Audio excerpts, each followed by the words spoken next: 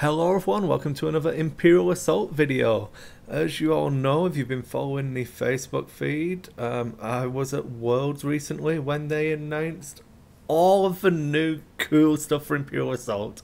I'm so excited, I really want to get into this video. But I'm going to start off just covering through some of the articles.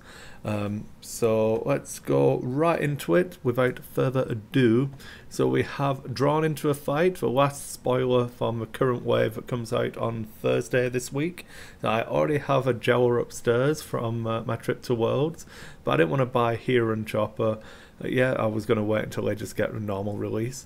But let's get right into it and give some thoughts. So, and it's a twin pack, obviously, comes with Hera and Chopper. Who knew? And here we go, we have the cards here.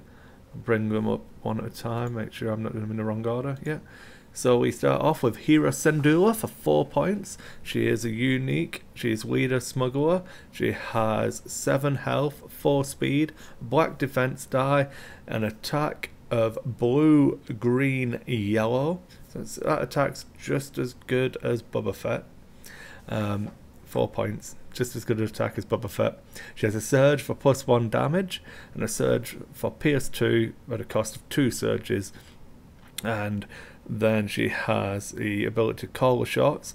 While it's another friendly figure within 3 spaces attacking, you may apply +2 accuracy, +1 damage, or +1 surge to re-attack, result limited once per round. Now this is a crazy good ability. This is awesome.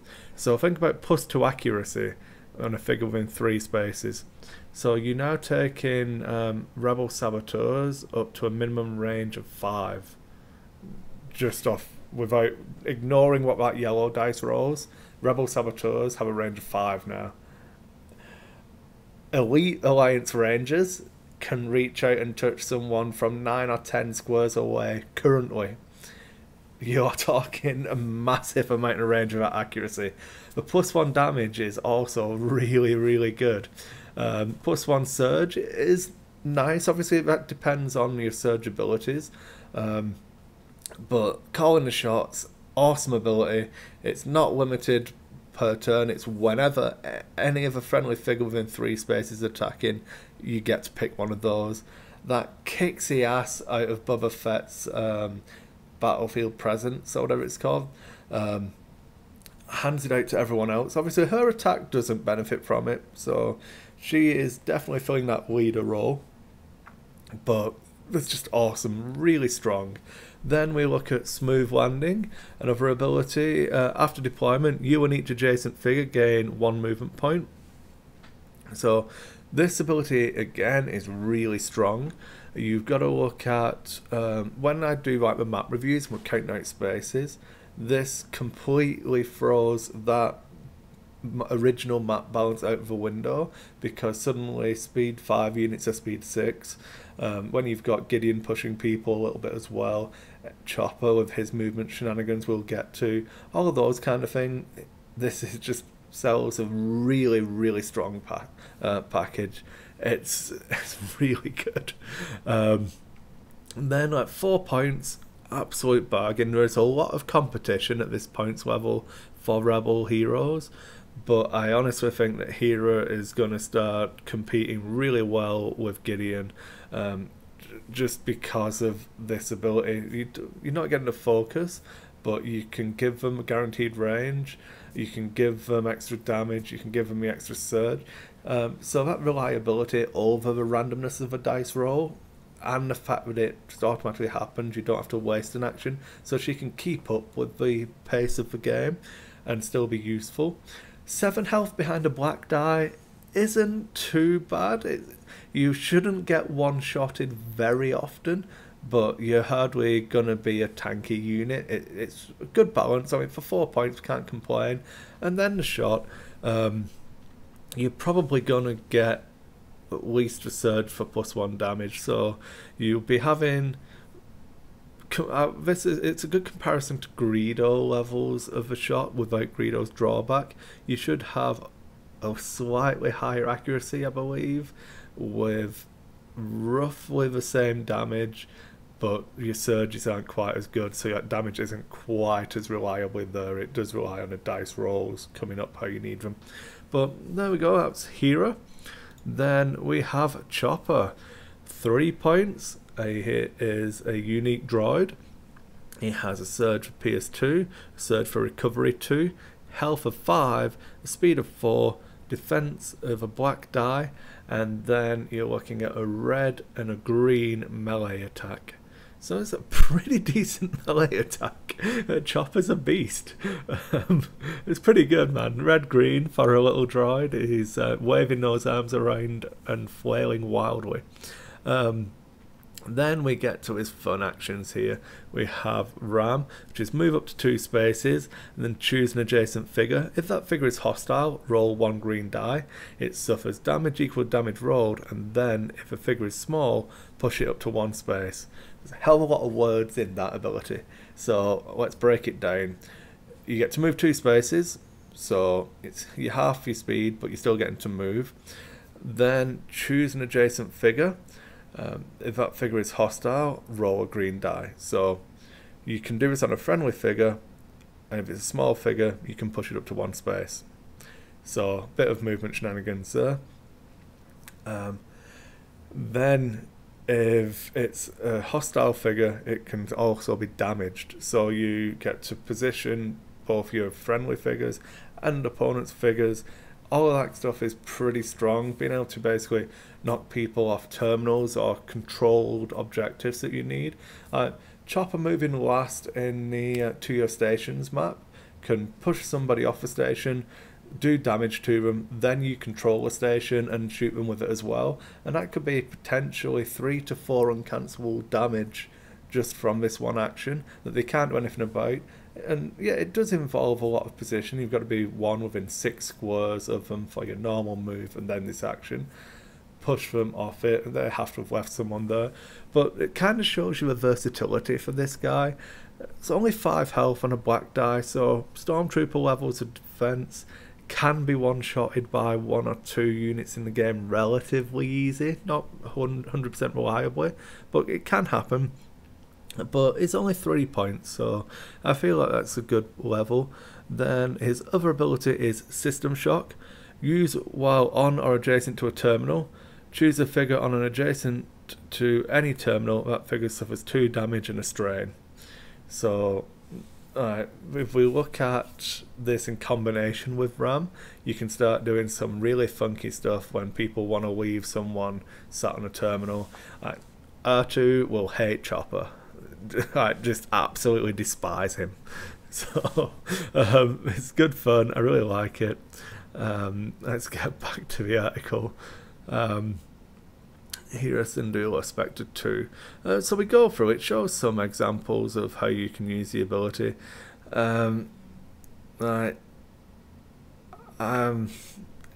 It's just examples of that, what I said about being able to use movement, stuff like that. But let's just jump back in and see what pictures I've missed. Yeah, so anything new we're looking for. Here's some map tiles. Oh, IG-88, how you aren't quite good enough yet. There you go, blow up that Jawa, that'll teach him. Troopers, come on, must be something good. This is what we were looking for.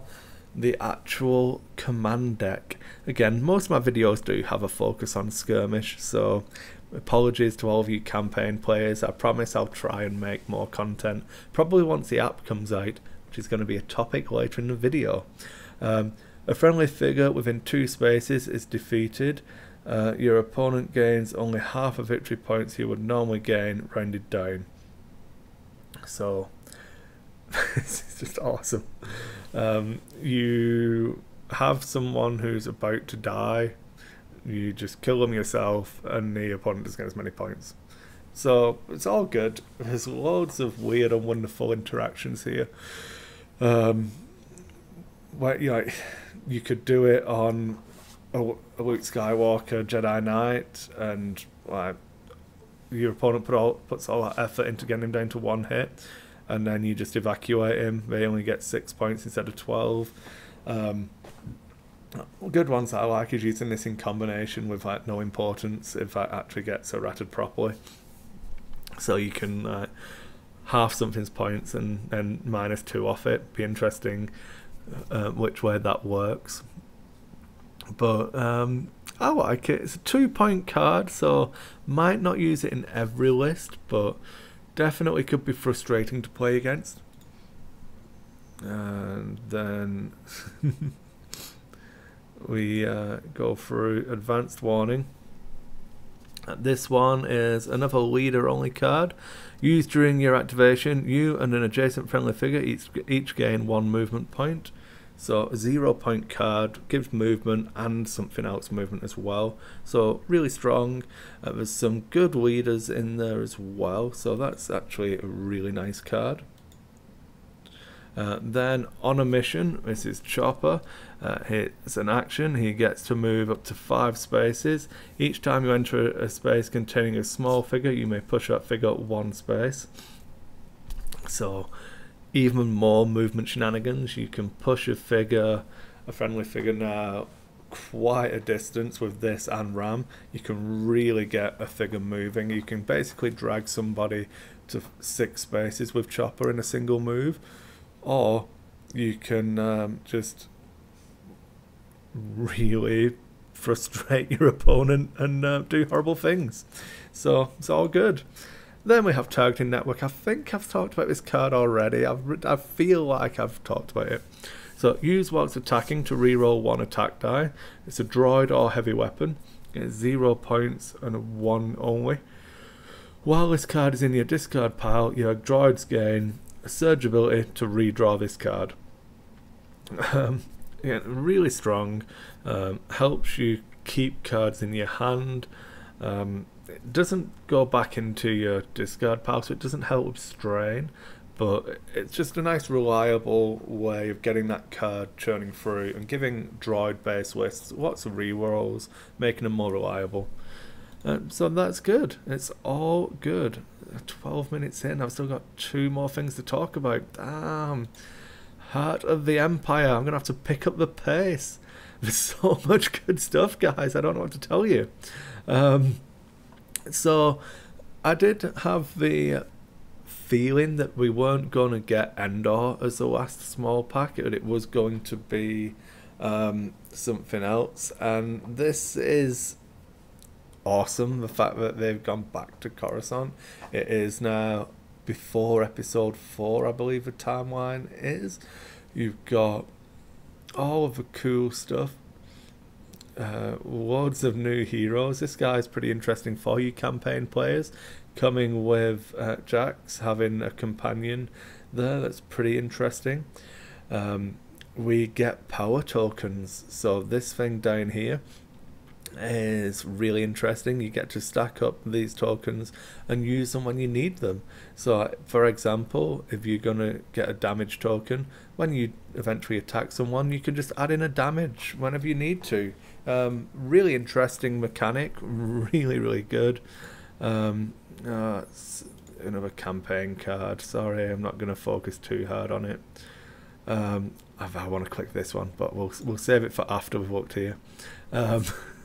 So Coltoon Farrell, I hate Star Wars names so much.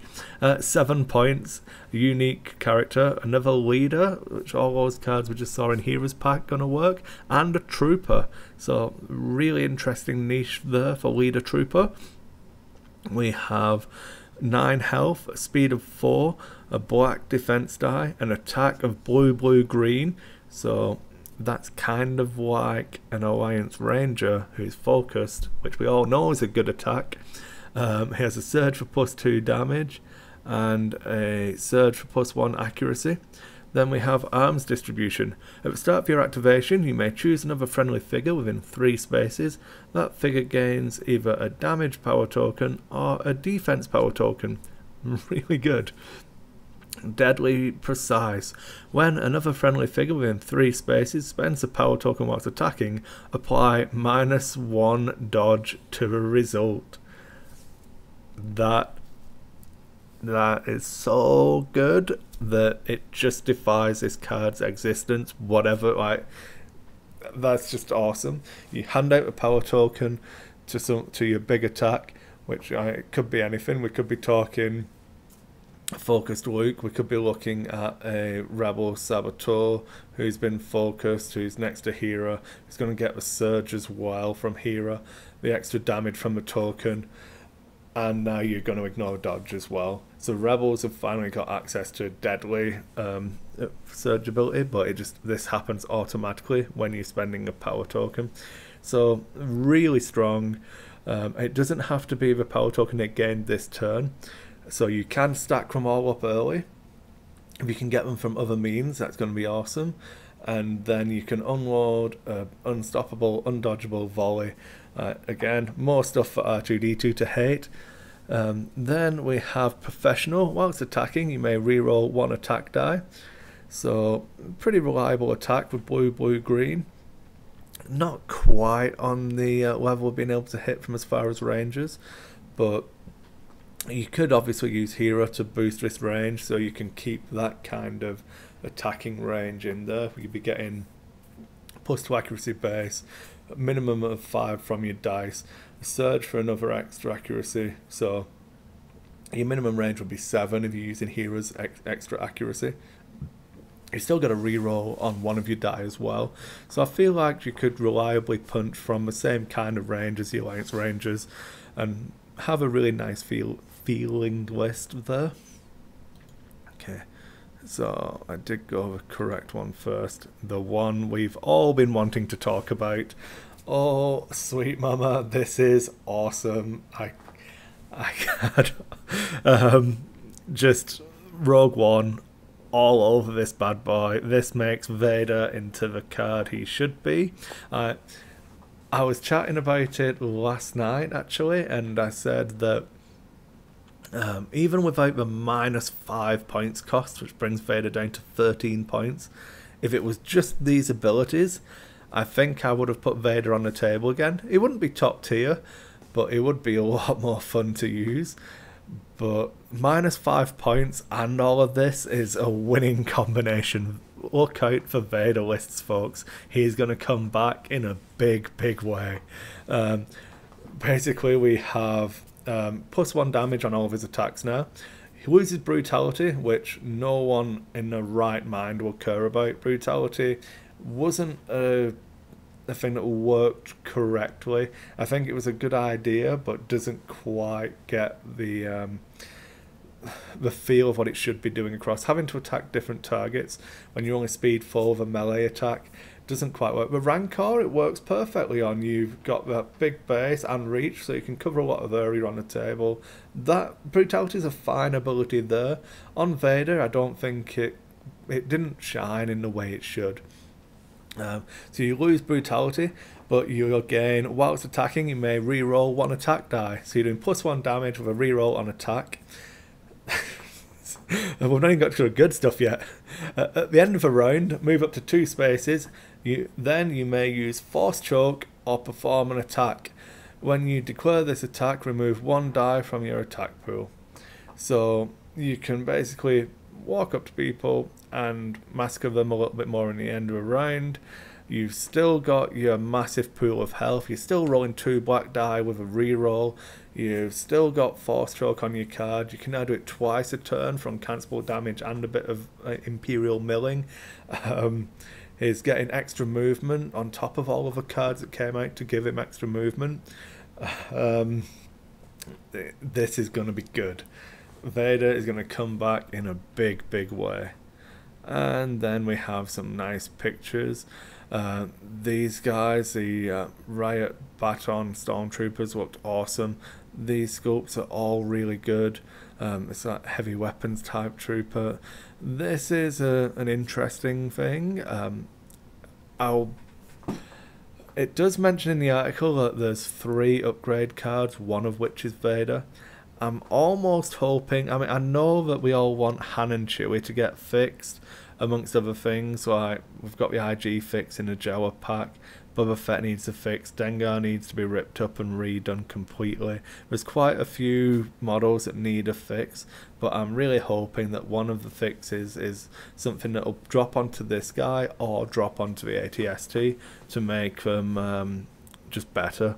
I think that would be something worth seeing. Some kind of vehicle skirmish upgrade which will help the hover tank, AT-ST, and these guys. Obviously you'll have to make sure it's a large base vehicle only, because I feel like the jet troopers do fine on their own. But there we go. That is the next campaign box, which is coming in out 3rd quarter 2017. It's gonna be good. I cannot wait. This has really brought me back into the love for IA. If that didn't, these guys most certainly will. I'm 20 minutes into a video now, guys. I'm gonna push through and try and get it done, so sorry if it's dragging on, but there's so much to talk about. It's all so exciting. So we have Darth Maul, because he's not a Darth anymore, Emperor Palpatine, and Ahsoka Tano. Cannot describe how happy I am with that last one. All of these sculpts are really nice. This one's okay. I think there's some good potential. I think painted it will look a lot better, because there's actually a lot of depth to the robes and stuff on this one when you see it in person, but I don't think just the grey plastic sells it as well as it could. So let's get into it. We have the Maul pack first. Okay, it's going the right way, yeah. So Maul first. It's so good. He is again unique. He's a Force user brawler for 7 points. He has +1 damage and a surge for Pierce 3. He has 12 health and he has a speed of 4, a black defense die, and an attack of red-yellow. So Royal Guard style attack.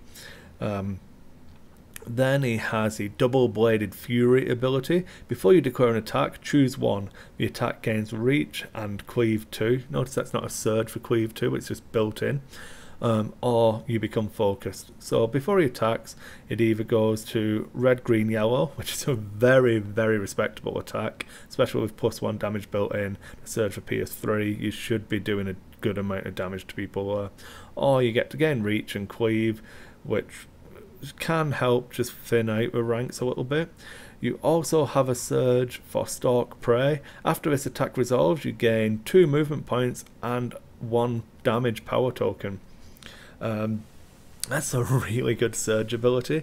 You can start stacking these tokens to throw out in your later attacks, and being able to move in and out with your attacks as well. The speed 4 is not massively fast, but with this ability and the chance to use reach, you can do some interesting things with him.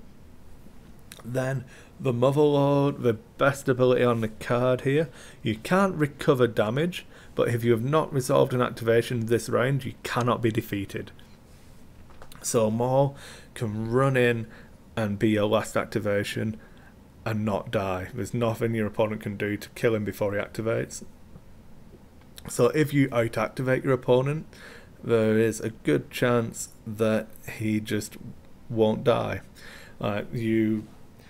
They've got to then choose whether they put the damage on him to kill him anyway, even though they're going to take the attack because he won't die until after he activates, or just ignore him and hope that you misplay later on. So there's some really good things about him. It's very, very interesting. I'm looking forward to seeing what these other cards are. I've not had a chance to try and zoom in and stuff, so I'm not going to bother.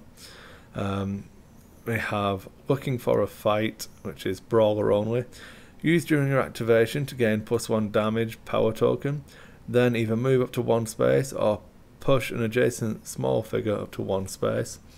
So again, this is really good in the same way that Shyla can reposition people. So you can use it to move one of your figures into a different space. You can pull an opponent around a corner so that they're in a terrible position now, can get shot by your entire list. Lots of stuff you can do. Helps when you've got this kind of ability. And the power token is just a useful one, which is just nice. And it's a 0-point card, so really good. Then we have Shiv himself, Emperor Palpatine, 8 points.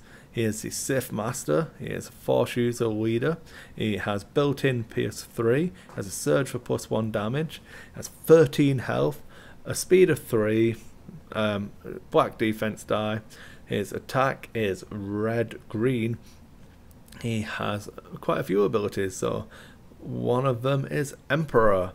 Once during your activation, you may choose another figure within 4 spaces. That figure interrupts to perform an attack. So, yep, he just goes and does the officer order type ability up to 4 spaces and doesn't need to use an action for it. It just happens. And then we have Tempt.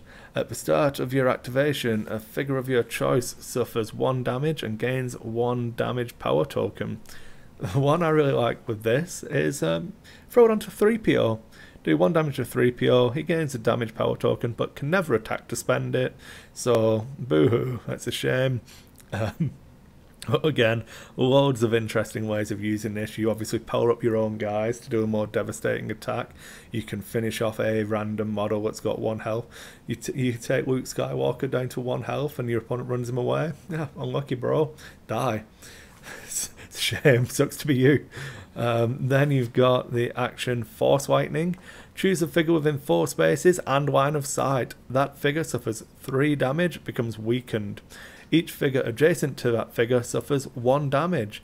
So it's not an attack, you can do that and his melee attack in a turn. It's a decent range, 4 spaces, line of sight isn't too bad. 3 auto damage is really strong. Going weakened is really good as well. And then the splash damage is just an added bonus. It would be a good ability even without the splash damage. But you've now got to think that Palpatine here can do 4 unblockable damage a turn with Tempt and this, and then the Emperor ability to make somebody else attack. This makes a really offensive list. It's offensive and offensive stuff you can do. Really, really good.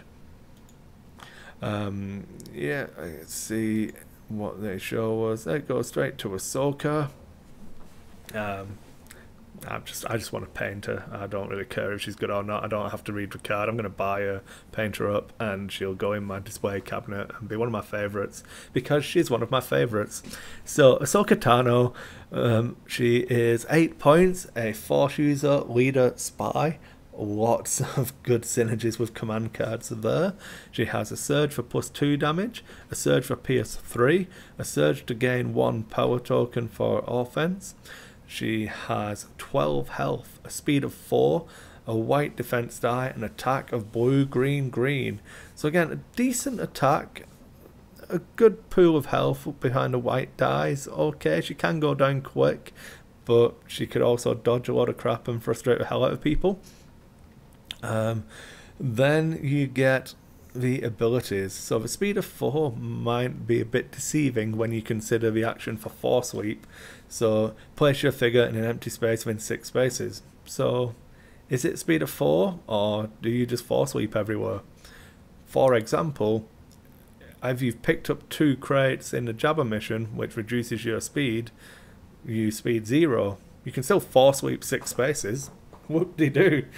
It's awesome. Vigor, at the start of your activation, you may gain 2 movement points. So you can then move 8 spaces with only 1 movement point when your move is 0 because you're holding crates. So that's good. Or you can gain a power token for 1 defense, or 1 block, I should say. So that helps somewhat with the white die. It gives you that nice boost when you need it if you don't roll the dodge. Then we have her Twin Sabers ability. Whilst attacking, you may reroll all attack dice or force a defender to reroll all defense die. So it's an all or nothing. You can't pick to leave the best die. You either reroll all of them or none of them, and then if you don't reroll yours, you can force them to reroll theirs. So pretty similar to a weak way Pirates, which, as we saw from Worlds this year, were extremely powerful. And I can see Ahsoka filling a similar role for Rebels. That 8-point level is really good. We see Leia sitting in this competitive level, but Ahsoka's much more of a beat stick than Leia. Really versatile with her speed, a little bit more health. So really good options here. I'm really excited to see how people play her and what people do. So yeah, there we go, guys. That is the article wrapped up. I did say that I would talk briefly about the app as well. I can't remember where I saw it, and I believe it was on Twitter, but it's been a lot of days and busy times at World, so I'm sorry. But apparently the app is finished. I believe the app is done. It just needs all of the stuff to be approved so it can come out. So they will give us more news, but the app has not gone away. There will still be an Imperial Assault app to play the Imperial Overlord. Sooner the better. I'll be a lot more able to play campaign when I don't have to be the Imperial Overlord every time. So again, really excited about that. That about sums up the video. So thanks for watching, everybody. Hope you've enjoyed it as much as I have. Sorry it's a bit of a long one. It's just a lot of content with lots of cool stuff and lots of things to talk about. So thanks for watching, guys, and I'll see you on the next one.